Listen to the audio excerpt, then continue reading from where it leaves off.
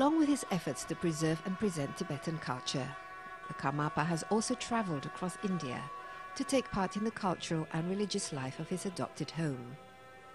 Two issues that the Karmapa has particularly championed are women's rights and environmental protection.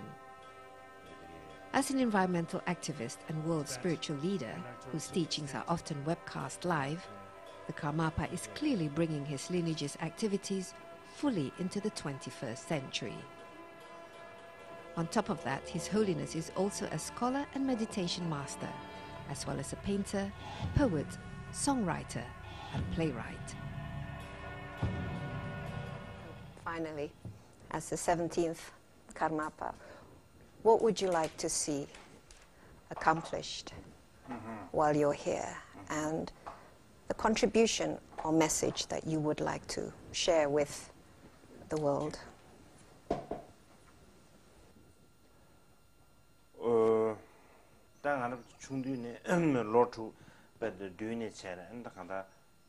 At 7, big change took place in my life. I was separated from my parents, from my childhood friends, and landed in unknown and unacquainted environment. A lot of big changes, and great degree without one's choice. And after that, now also one is surrounded by all kinds of situations that is not in one's interest or within one's controls, societal circumstances, political circumstances. And then, of course, being at a young age, there are certain things that I certainly don't even comprehend. So yes, I feel share of difficulties and challenges. And obviously these have affected my outlook as well as my activities. And given that, the circumstances, situations that I'm in, I do not have any sort of vast or great visions or plan. And maybe I don't even have the ability to fulfill whatever plans.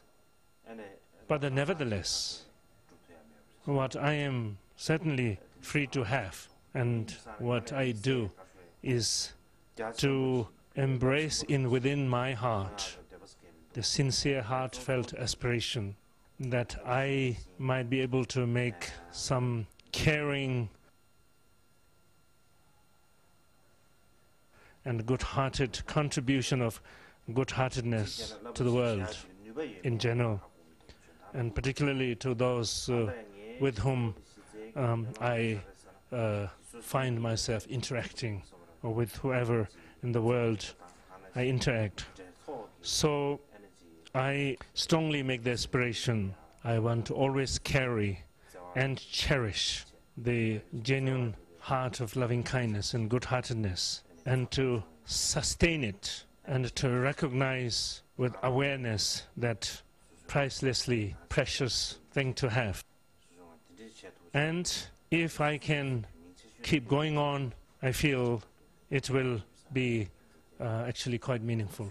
And so that's my intention and aspiration.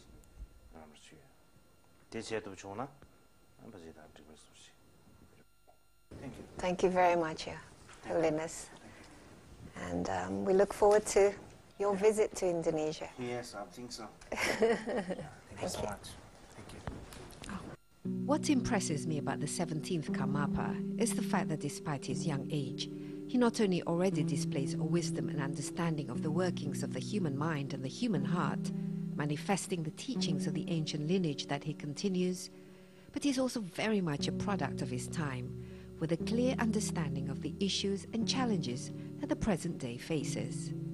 Clearly, this is a world spiritual leader in the making, with the capacity to contribute to solve this century's global problems. So what have I learned from my conversations with His Holiness the 17th of Karmapa? Well, I'm struck by the fact that despite his past hardship and present limitations to his circumstances, his greatest concern is to remind us, his fellow human beings, of the dangers of materialism and consumerism, and also to increase our appreciation of nature. He also reminds us that we live in an interdependent world, and as such, we should strive to be less selfish, less greedy, and less destructive to our nature. For it is in living in harmony, not just with each other, but also with our environment and the planet, can we reach real and sustainable happiness.